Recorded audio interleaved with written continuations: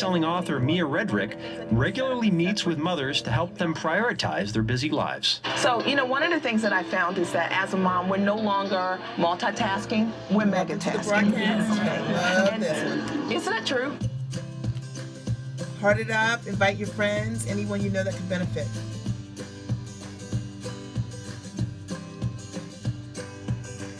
Whatever we do for ourselves is what we are giving to our family. I'm always ready to work out. So I always bring with me my jump rope as well as my resistance bands. Easy way to get your workout in any day, anytime. I love the toolkit, Mia. How about dads? Can dads have one too? Absolutely. Dads create the best toolkits. I love The it. deal is just be prepared for wherever you're going to be that day with your family to maximize the day. If you have ever said there are not enough hours in a day, you're going to love my next strategy called blending.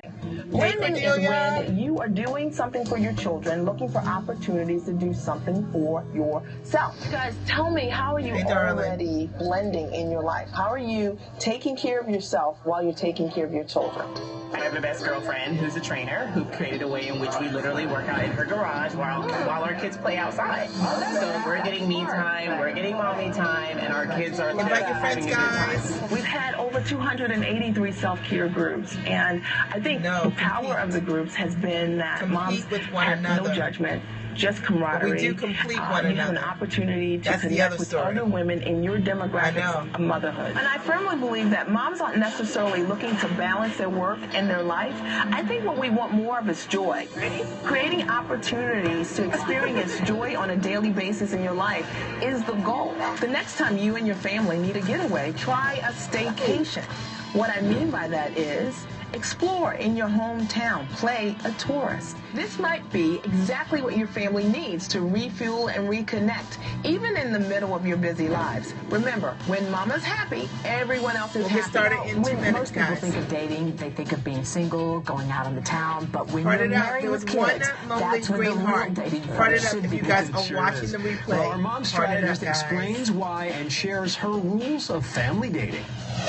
This is something you've probably not thought about, but it's worked really great for me, and it is dating your family. And, because you have 6 children, one of the things that works terrific is to be able to date at home. And what I get a lot of my clients to do is to create a dating box, and in that box, you and your husband can put things that you want to enjoy together. Because sometimes we have opportunities to date our partners, but we don't have a whole lot of time. It might be you have 90 minutes, but by the time he has to go and get the movie or get a meal, the time that you would have spent together is gone. Heart it up, invite your friends, anyone that can benefit. Wow, wow. Well, welcome the author of Time for Mommy, 365 Dating Strategies for Mother's Self-Care, Mia Redrick. Mia, thank you so much. Stand up, please. Pleasure, pleasure. I really feel for this family. You did help them with some tips, but what can we all take away from this? Well, Dear Time is such a simple way to build quality in your family time and to make self-care a reality every single day. It's simple. Thank you, Cordelia, for sharing. I appreciate it. Drop everything and read. It will allow the kids to see mom and dad having some downtime, and it becomes part of the family culture, self-care. So what about the fact that she has no time for herself? She sits in her car and listens to the radio and lies to her husband about where she is, just so she can have a moment to breathe. So what we talked about was them giving one another permission without guilt and supporting that time and understanding you need that when you have 2 young children. They're a couple that wants to be together. They don't want to be apart. And so you could see that when they started to date, just to dance together, they reconnected immediately. I saw you covering your ears when that was happening. Why? I know. Yes, I do too. I do too, Anitra. I love that.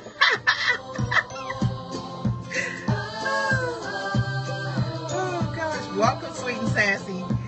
Okay. There, my people. Let me turn the screen around. 1 second. 1 second. Okay. Hello there. Tell me your name. Tell me your name, sweet and sassy. Let me slap my glasses back. I am Mia Redrick. I am the mom strategist, and I support moms of life and business success. Welcome to the scope. We are going to have a good time. I look like I've been holiday shopping. Like my hair's like Okay, I am Mia Redrick. Hey, good to see you there, Julia. I'm so happy you're here. Did you get the notification today? Hey, Pamela from Dallas, Texas. I am Mia Redrick. It's nice to meet you, Pamela, the mom strategist. I support mostly moms with life and business success. I am the mother of 3 children. I have a 17-year-old, a 14-year-old, and a 10-year-old, so literally high school, middle school, and elementary school. I don't know why the notifications aren't happening. I'm sorry, guys. I'm so sorry, but I'm glad you're here. I'm glad you're here. I've coached over 400 clients, and 112 of my clients are authors. Half of them are #1 Amazon bestsellers. Now, my commitment is to always give you guys amazing content. I've literally just started the scope just now, Julia, so you haven't missed much. I just started like 2 minutes ago, so you haven't missed much at all. So sit back, relax, and enjoy yourself. Now, your day is probably like my day. You guys are probably holiday shopping, dealing with some traffic, at school plays, right, performances and things like that. But I wanted to talk to you guys because I don't know if I'll be scoping, obviously the closer I get to the holiday, I don't know that I'll be scoping on those days. So I want to give you some rich content to be thinking about, so you can, so you have something meaty, right? Something really great. So, mostly what I talk about is how to support my clients with an online digital strategy, how to create content, how to passively make notes, right? Make notes. I just read what you wrote. How to passively make income based on your content. But today I want to talk about something that I know has impacted us all. And it is literally why women compete with other women. Don't you want to know? You want to know? And I'm going to tell you, I've been in business for the last 13 years. And I've been a full-time entrepreneur for the last 10 years. And I have seen competition over the years. And I have seen women who have thought in their mind that somehow you already know, right? You already know. And so you'll be able to inform this conversation. And I have seen women who believe in their mind in some way that it is possible to dominate another person. And it is just it's not even real. And I want to speak to that today. I want to talk about that. I want to expand, how we look at what competition really is. Now, here's my story really is, I've been an entrepreneur, full-time entrepreneur for 13 years. When I started getting started in my business, I had come from a corporate training background, and I wanted to combine my background as a corporate trainer and my love of motherhood into a business. And I wasn't really sure how I would do that. And I literally, over the last 13 years, branded my life, created systems around my life to build my business. And I've been a full-time entrepreneur, a coach for the last 10 years. And I tell you that because I'm really proud of it. I'm really excited that that's been my journey. But it hasn't been a journey that has been without competition. And so I want to talk about it. And I will tell you that one of the things that's really unique to my story, and I think a lot of my clients don't even know this, that I attended the oldest continuously operating all-girl public school in the country, Western High School. I graduated from high school in an all-girls high school. I attended 2 women colleges. And so I'm not a stranger to women and competition, healthy competition, and then unhealthy competition. And I thought this would be really great, like a great space to be able to talk about it here on Periscope, because so often I hear these things that people are saying. If you guys don't mind to write, and then tap. And when you tap on the scopes, we get hearts, and then other people who can benefit from the message know that these scopes are power packed. And I promise to always deliver amazing content and to value your time. All I ask for, if you're watching it from the web, which is where most of the people follow me, or if you're doing a replay, just tap it up, okay? Because you can, your hearts count, all right? And when you get to 500 hearts, you need to go out and you need to go back in. Horror stories of competition, right? We all have horror stories of competition. I've seen it happen in so many different ways. And I have to say that, for me, when I first started, really getting to understand competition really with girls, I was in high school and I attended a college prep school. The notion was that we were all smart to get into the school. So we never started with So Tia, welcome to the broadcast. We're going to talk about today why women compete with other women. And I think that this is such an amazing topic to talk about because so often we never talk about the dark side of how it is to relate to women who don't see the bigness or abundance as it relates to growing in your life. So that's what I want to talk about today. Okay, but I went to high school. At Western High School, I was around these women, and the idea was that we were all smart. So we never ever assumed that there wasn't enough room for you to be smart. We assumed that the only reason we were in school together was because we were all brilliant and amazing. There was nothing but room. And I'll never forget it. It was a transformative time for me in terms of understanding women and brilliance and abundance because I was in school with all of these women. We all had different things that we were great at. Some were great at mathematics, and some were great at science, and others were great, at public speaking. But we all had the things that we were good at, and we expected that of one another.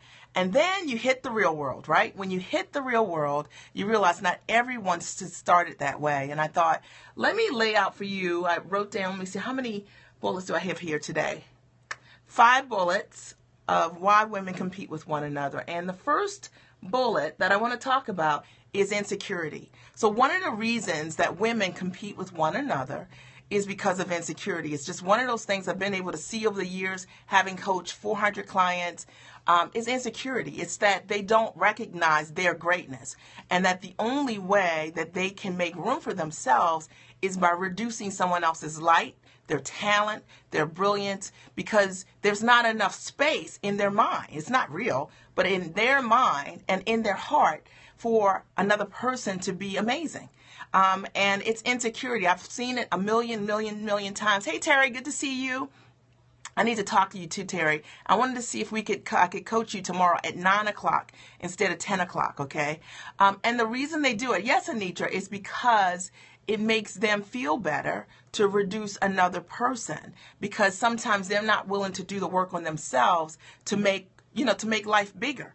Because one of the things that I found over the years is that, when you are working hard on who you are and you are doing, okay, perfect. When you are working hard on who you are and you believe that anything you have accomplished, right, you believe that other people can do that. And the reason you believe that is because you're doing it.